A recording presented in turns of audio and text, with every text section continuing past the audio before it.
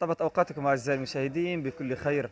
موعد آخر نضربه وإياكم وهو العدد الخامس من برنامج اربح مع تميم، يأتيكم من محلات عياشي للتسوق. انتظرونا بعد هذا الفاصل.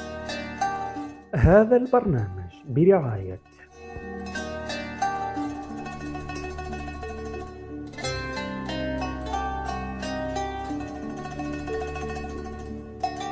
أول متسابقة أعزائي المشاهدين، رمضان مبارك. تعرفوا عليه منصوري عبد الكامل، بلدية الطلب العربي. منصور عبد الكامل. لدينا مجال الدين، الثقافة العامة والرياضة. أي مجال تختار؟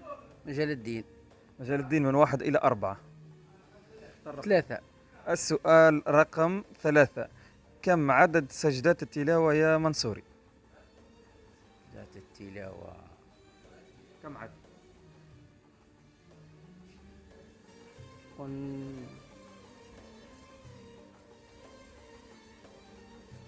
بده سجدات التلاوة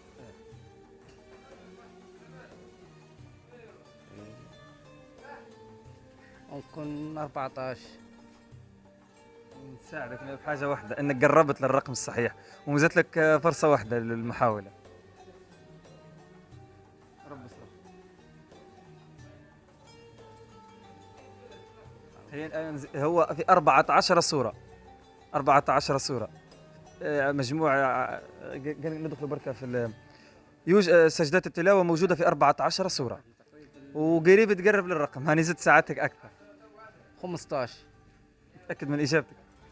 إن شاء الله. ماشي. آخر إجابة، قرب معي شوي. 15. 15. نعم. إذن يفوز معانا منصوري عبد الكامل في العدد الخامس من برنامج اربح مع تميم بقسيمة شراء بقيمة 1000 دينار جزائري مهداة من طرف محلات عياشي للتسوق. ألف مبارك. كلمة وجه المتابعين. بمناسبة شهر رمضان المبارك، نتمنى إن شاء الله يحل علينا باليمن والإيمان إن شاء الله، وزيادة إن شاء الله في الخير، ورمضان كريم وللشعب الجزائري كله وبلدية الطلب العربي خاصة. شكرا، بارك الله فيك. إذن أعزائي المشاهدين، كان هذا العدد الخامس من برنامج اربح مع تميم.